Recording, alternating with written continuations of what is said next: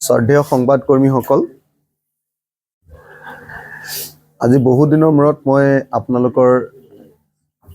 শিৱসাগৰৰ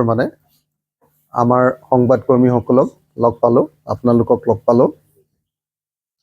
বিভিন্ন কামত শিৱসাগৰৰ বাহিৰত থাকিবলগীয়া হোৱাৰ কাৰণে আজি কেইবাদিন ধৰি আপোনালোকৰ লগত সন্মুখীন হ'ব পৰা নাই। আজি শিৱসাগৰৰ সংবাদকৰ্মীসকলৰ জৰিয়তে অসমবাসী ৰাইজৰ সন্মুখত আৰু বিশেষভাৱে আমাৰ বিৰোধী আটাইবিলাক দলৰ প্ৰতি আমাৰ ৰাইজৰ দলৰ এটি বিনম্ৰ আবেদন আছে। সেই আবেদনটি জনাবৰ কাৰণে আজি আপোনালোকক ইয়ালৈ নিমন্ত্ৰণ কৰি আনিলোঁ। দিল্লীৰ যিটো বিধানসভা নিৰ্বাচন পাৰ হৈ গ'ল, সেইটোৱে দিয়া একেবাৰে সহজ যিটো সত্য প্ৰকাশ কৰি থৈ গ'ল, সেইটো হ'ল যে বিৰোধী যদি একলগ নহয় তেতিয়াহ'লে বিৰোধীৰ পৰাজয় অৱশ্যভাম্বী। এই সাধাৰণ সত্যটো আমি বুজি নুঠাটোৱেই হৈছে এই সময়ৰ ভাৰতীয় গণতন্ত্ৰৰ এটা অত্যন্ত ডাঙৰ সংকট। মই ৰিপিট কৰিছোঁ, মই দোহাৰিছোঁ যে দিল্লী নিৰ্বাচন, হাৰিয়ানা নিৰ্বাচন, প্ৰত্যেকটো নিৰ্বাচনে আমাক বাৰম্বাৰ কৈ আছে, এটা সাধাৰণ সত্য আমাক বাৰম্বাৰ কৈ আছে যে বিৰোধী দলসমূহ যদি ঐক্যবদ্ধ হয় তেতিয়াহ'লে শাসক দলক পৰাভূত কৰিব পাৰে, আৰু বিৰোধী দলবিলাক যদি ভাগ ভাগ হয় তেতিয়াহ'লে কেতিয়াও শাসক দলক পৰাভূত কৰাটো সম্ভৱপৰ নহয়। কিন্তু এই সাধাৰণ সত্যটো আমি যেন প্ৰত্যেকটো বিৰোধী দলে যেন এই সাধাৰণ সত্যটোক উপলব্ধি কৰিব পৰা নাই।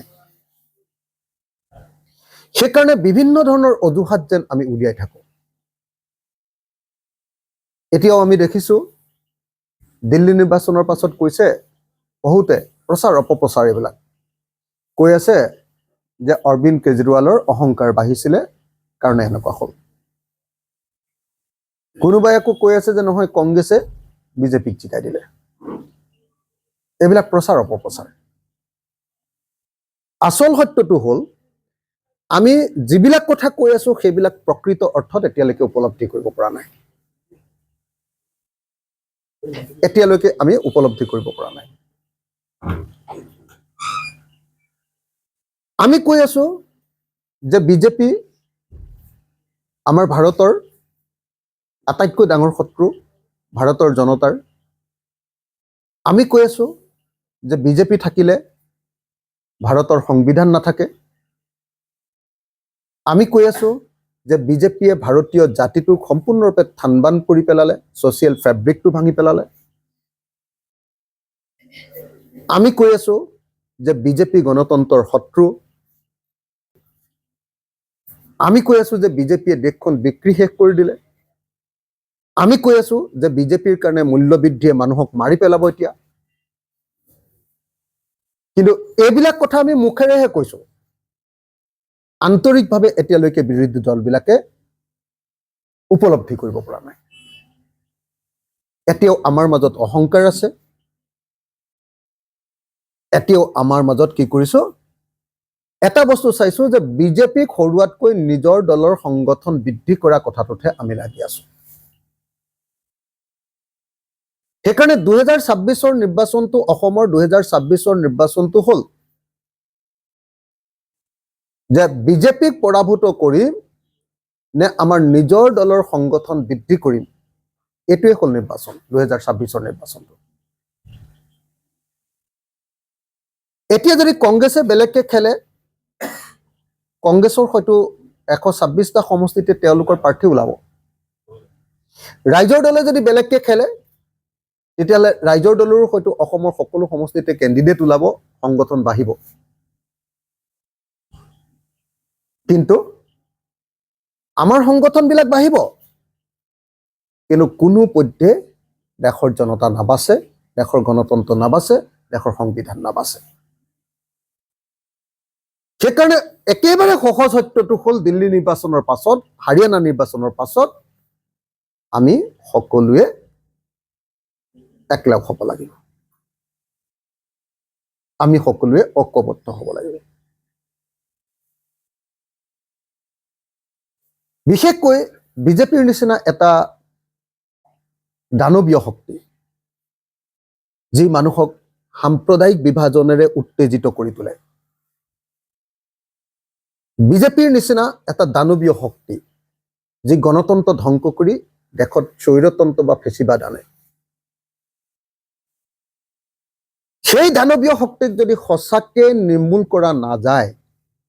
এই সময়খিনিত যদি অকল নিজৰ সংগঠন বৃদ্ধিৰ কথা আমি যদি চিন্তা কৰি থাকো যেটো যোৱাবাৰৰ উপনিৰ্বাচনত 2024ৰ 2025ৰ উপনিৰ্বাচনত কংগ্ৰেছে যেটো ভুল কৰিলে 5টা বিধানসভা সমষ্টিতে অসমৰ নিৰ্বাচনত অৱতীৰ্ণ হৈ নিজৰ সংগঠন ৰক্ষা কৰিবৰ কাৰণে তেতিয়া হলে আমি গণতন্ত্ৰ ৰক্ষা কৰিব নোৱাৰো গতিকে গণতন্ত্ৰ ৰক্ষা কৰিম নে নিজৰ সংগঠন বৃদ্ধি কৰিম নিজৰ দলীয় স্বাৰ্থ উদ্ধত নে দেশৰ স্বাৰ্থ উদ্ধত 2026 চনৰ নিৰ্বাচনটো হ'ব এই প্ৰশ্ন হিমন্ত বিশ্ব শৰ্মাৰ নিচিনা মানুহজনক স্বৈৰতান্ত্ৰিক মানুহ এজনক ফেচিবাদী আৰু সাম্প্ৰদায়িক মানুহ এজনক আমি যদি প্ৰতিৰোধ কৰিবৰ কাৰণে বিজেপিৰ নিচিনা এটা দানৱীয় শক্তিক যদি প্ৰতিৰোধ কৰিবৰ কাৰণে একলগ হ'ব নোৱাৰো তেতিয়া হলে পৃথিৱীত আমি কেতিয়াও গণতন্ত্ৰৰ কথা কৈ থাকি লাভ নাই সেইকাৰণে আমি ৰাইজৰ দলে আহ্বান জনাইছো অনুৰোধ জনাইছো যে আমাৰ বিৰোধী দলবিলাকৰ সভা আকৌ আৰম্ভ হ'ব লাগে এবাৰ টিভিত দেখুৱাই সভাবিলাক নালাগে আমি অনুৰোধ কৰিছো দেই এটো সিস্টেমটো ডেফিনেটলি অল পাৰ্টি ঠিক কৰিব আমি ঘৰুৱা ধৰণে কাৰোবাৰ পাৰ্টি অফিচত নহলে বা কাৰোবাৰ ঘৰত কোনোবা দিন ভূপেন বৰাৰ ঘৰত কোনোবা দিন অখিল গগৈ ঘৰত কোনোবা দিন লুৰিণজ্যোতিৰ ঘৰত কোনোবা দিন অজিত ভূঞা ডাঙৰীয়াৰ ঘৰত কোনোবা দিন সুপ্ৰকাশ তালুকদাৰৰ ঘৰত কোনোবা দিন আমাৰ ডিফুৰ জেআৰ কাঠাৰৰ ঘৰত আমি বহিব লাগে মই এটো ৰাইজৰ দলৰ সভাপতি হিচাপে এই আনুষ্ঠানিক অথবা অনানুষ্ঠানিক বৈঠক আৰম্ভ কৰিবৰ কাৰণে সকলো দলৰ প্ৰতি আহ্বান জনাইছো নাম্বাৰ 1 সময়সীমা দিছো মানে আমাৰ মাজত যোনে কাজিয়া লগাব খোজে তেওঁলোকে কৈ দিয়ে যে অখিল গগৈ আমুকটো চৰ্ত দিছে অখিল গগৈ এনেকুৱা সময়সীমা দিছে মই কি কৈছো যদি 2026 চনত নিৰ্বাচনত সঁচাকে জিকিব লাগে অহা 2 মাহৰ ভিতৰত আমাৰ ক্যান্ডিডেট বিলাক কোনে ক'ত খেলিব তাৰ তালিকাখন তৈয়াৰ হ'ব লাগে এটো কোনো চৰ্তই নহয় এটো কোনো সময়সীমাই নহয় এটো মোৰ বিনম্ৰ আহ্বান যে এটো কৰিলেহে আমি জিকিব পাৰিম কিন্তু হেতুক মানে আমাৰ মাজত কাজিয়া লগাবৰ কাৰণে কি কৰে আমাৰ সময়সীমা আমাৰ চৰ্ত এনেকে বুলি নিউজ কৰি দিয়ে এটো একদম যোনে এটো নিউজ কৰে নহয় সময়সীমা চৰ্ত যেটো দিয়াই নাই মই হেতু বুলি নিউজ কৰি দিয়ে তাৰ অৰ্থটো হ'ল যে আমাৰ মাজত কাজিয়া লগাবলৈ কৈছে চৰকাৰী পক্ষৰ হৈ আমাৰ লগত কাজিয়া লগাব খুজিছে আৰু কিবা আছে যদি আপোনালোকে খাটাং থাকক এটা কথা খাটাং থাকক যদি কংগ্ৰেছেও খেলে ৰাইজৰ দলেও গোটেই সমষ্টিত খেলে তেতিয়া হলে বিজেপি জিকাটো অসমত খাটাং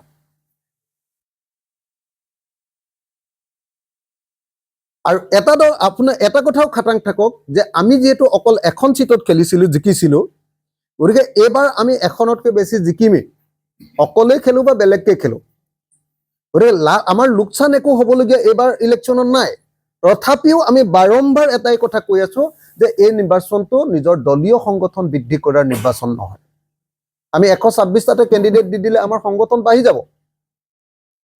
কিন্তু সদায় আমি একতাৰ কাৰণে নিজকে স্যাক্ৰিফাইস কৰি আহি আছো আপোনালোকে সকলোৱে জানে 2021 চনত আমি বিশ্বাসঘাতকতাৰ বলি হলো 2021 চনৰ উপনিৰ্বাচন থাউৰাৰ মৰিয়নি তাতো বিশ্বাসঘাতকতাৰ বলি হলো ৰাইজৰ দল 2024 চনৰ আপোনাৰ এমপি ইলেকশ্যন তাতো আমি বিশ্বাসঘাতকতাৰ বলি হলো 2025 চনৰ উপনিৰ্বাচন তাতো আমি বিশ্বাসঘাতকতাৰ বলি হলো বিহালী বা বঙাইগাঁও এই ইলেকশ্যনতো আমি বিশ্বাসঘাতকতাৰ বলি হলো তাৰ পাছতো আমি বাৰম্বাৰ কৈ আছো যে নাই আমি একলগ হ'বই লাগিব এইটোক যদি কোনোবাই দুৰ্বলতা বুলি ভাবিছে আমি একলগ হ'বলৈ কোৱা কথাটো যদি কোনোবাই দুৰ্বলতা বুলি ভাবিছে তেতিয়াহ'লে তেওঁৰ গাত আচলতে বিজেপিৰ বীজাণুটো সোমাই আছে বিজেপিৰ বীজাণু সাম্প্ৰদায়িকতাৰ বীজাণু বিজেপিক জিকুৱাৰ তেওঁৰ মনৰ ভিতৰত অকণমান মানে হেৰিটো লুকাই আছে তাৰমানে সেইকাৰণে মই আহ্বান জনাব খুজিছো মই কাৰো বিৰুদ্ধে এটাও বাক্য ক'ব খোজা নাই এইবাৰ আমি একলগ হ'বই লাগিব নহ'লে আকৌ বিজেপি আহিব গতিকে বিজেপিক পৰাভূত কৰিবৰ কাৰণে একলগ হোৱাটোৱে হ'ল একেবাৰে সহজ আৰু সত্য কথা এইটো নহ'লে আমি মৰি গ'লো দেশ মৰি যাব জাতি মৰি যাব জনগণ মৰি যাব মূল্য বৃদ্ধিৰ কাৰণে মানুহৰ থাকিব নোৱাৰিব আমি এতিয়া পৃথকে প্ৰচাৰ কৰাৰ পৰিৱৰ্তে অহা এসপ্তাহমানৰ ভিতৰৰ পৰা আমি একেলগে ৰাইজৰ মাজলৈ যাবলৈ আৰম্ভ কৰিব লাগে যেনেকৈ ধৰক এতিয়া কংগ্ৰেছে চোতালে কংগ্ৰেছ বুলি কিবা এটা প্ৰগ্ৰেম লৈছে সেইটো অকল কংগ্ৰেছ দল নগৈ আমি চোতালে বিৰোধী ঐক্য মঞ্চ বা যিকোনো এটা প্ৰগ্ৰেম দেই মই উদাহৰণটোহে দিছোঁ তেনেকৈ আমি আগবাঢ়িলেহে আমি 2026ৰ কাৰণে গোটেই মানুহৰ মাজত কনফিডেন্স বিল্ডিং কৰিব পাৰিম মানুহৰ মাজত বিশ্বাস আৰু আস্থাটো আমি গঢ় দিব পাৰিম আৰু তৃতীয় কিন্তু আটাইতকৈ গুৰুত্বপূৰ্ণ কথাটো হ'ল যে অহা দুমাহৰ ভিতৰত আমাৰ মাজত কোন দলে ক'ত ইলেকশ্যন খেলিব সেইটো স্থিৰ সিদ্ধান্ত এটা হ'ব লাগে দুমাহৰ ভিতৰত সেইকাৰণে মই ভাবোঁ যে ফেব্ৰুৱাৰী আৰু মাৰ্চৰ ভিতৰত আমি কোন দলে ক'ত নিৰ্বাচন বিজেপিৰ বিৰুদ্ধে খেলিম দলকেইটাক স্পেচিফিক কৰি দিব লাগে আৰু দলবিলাকে নিজৰ কেণ্ডিডেট লৈ কেম্পেইন আৰম্ভ কৰিব লাগে মই বিনম্ৰভাৱে প্ৰাৰ্থনা জনাইছোঁ যে দুমাহতকৈ বেছি সময় ল'ব নালাগে ফেব্ৰুৱাৰী আৰু মাৰ্চৰ ভিতৰত 31 মাৰ্চৰ ভিতৰত আমি আটাইয়ে আমাৰ কোনটো দলে কিমান সমষ্টিত নিৰ্বাচন খেলিব সেইটো সঠিকভাৱে আমি নিৰ্ধাৰণ কৰি লওঁ আৰু তাৰ পাছত আমি আগবাঢ়ি যাওঁ মই এই তিনিটা কথা ক'বৰ কাৰণে মই ৰিপিট কৰি দিওঁ দোহাৰি দিওঁ যাতে ভুলভাৱে প্ৰচাৰটো নাযায় মই ৰিপিট কৰি দিওঁ যে আমাৰ ৰাইজৰ দলৰ আবেদন হ'ল অতি সোনকালে এদিন দুদিন তিনিদিন 7 দিনৰ ভিতৰত আমাৰ বিৰোধী দলবিলাকৰ আনুষ্ঠানিক বা অনানুষ্ঠানিক বৈঠক সকলো পাৰ্টিক লৈ আমাৰ হ'ব লাগে আৰু এইটো প্ৰচাৰৰ পৰা অকণমান আঁতৰত ৰাখিব লাগে 2 নম্বৰ আমি পৃথকে অভিযান চলোৱা বা মানুহৰ মাজলৈ যোৱাৰ পৰিৱৰ্তে আমি বিৰোধী ঐক্য মঞ্চ হিচাপে ঐক্যবদ্ধভাৱে আমাৰ অভিযানবিলাক আৰম্ভ কৰিব লাগে ৰাইজৰ মাজলৈ যোৱা 2026ৰ অভিযান আৰু তৃতীয় বস্তুটো হ'ল যে আমি অহা দুমাহ অৰ্থাৎ ফেব্ৰুৱাৰী আৰু মাৰ্চৰ ভিতৰত এই দুমাহৰ ভিতৰত আমাৰ কোন দলে ক'ত নিৰ্বাচন খেলিব তাৰ তালিকা আমি সম্পূৰ্ণ কৰিব লাগে যাতে আমি বিজেপিৰ বিৰুদ্ধে যুঁজিবলৈ যথেষ্ট সময় লাভ কৰিব পাৰোঁ এই তিনিটা বিনম্ৰ আহ্বান জনাবৰ কাৰণে আজিৰ এই সংবাদমেলখন আয়োজন কৰিলোঁ মই আপোনালোকক সকলোকে আকৌ এবাৰ দোহাৰি দিওঁ যে 2026ৰ নিৰ্বাচনটো আমি সংগঠন বৃদ্ধিৰ নিৰ্বাচন হিচাপে নলৈ 2026ৰ নিৰ্বাচনটো গণতন্ত্ৰ বচোৱাৰ নিৰ্বাচন হিচাপে সাম্প্ৰদায়িক আৰু ফেচিবাদক বিদায় দিয়াৰ নিৰ্বাচন হিচাপে আমি সকলোৱে ঐক্যবদ্ধ হ'বলৈ সংকল্প ল'ব লাগে এটা সাধাৰণ সত্য যে বিৰোধী বিভক্ত হ'লে চৰকাৰী পক্ষ জিকে আৰু বিৰোধী ঐক্যবদ্ধ হ'লে চৰকাৰী পক্ষ পৰাজিত হয় এই সত্যটোক আমি সকলোৱে উপলব্ধি কৰিব লাগে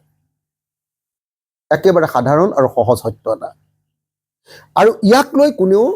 টেঙৰামি কোনেও বেছি চতুৰালি কোনেও বেছি এইটোক লৈ খেলিব নালাগে আমি সকলোৱে মিলি আহক এবাৰ বিজেপিক পৰাভূত কৰিবৰ কাৰণে ঐক্যবদ্ধ হওঁ এই কথাকেইটা ক'বৰ কাৰণে মই আপোনালোকক ইয়ালৈ নিমন্ত্ৰণ কৰি আনিছিলোঁ আৰু মই আশা কৰোঁ যে সকলো দলে মোৰ এই যিকেইটা আহ্বান এই আহ্বানটোক কোনো পধ্যে যাতে বেলেগ ধৰণে নলয় একদম মুকলি মন লৈ দলৰ সকলোৰে লগত কথা পাতি দলৰ তৃণমূল পৰ্যায়ৰ আমাৰ কৰ্মীবিলাকৰ দাবী অনুসৰি আমাৰ দলৰ সকলোৰে সহমতৰ ভিত্তিত সেই সংবাদমেল আয়োজন কৰিছোঁ আৰু এই সংবাদমেলৰ জৰিয়তে আজিৰ দিনটোৰ পৰাই আমি একলগ হ'বৰ কাৰণে কথাবিলাক আৰম্ভ কৰিব লাগে বুলি আহ্বান জনাইছোঁ।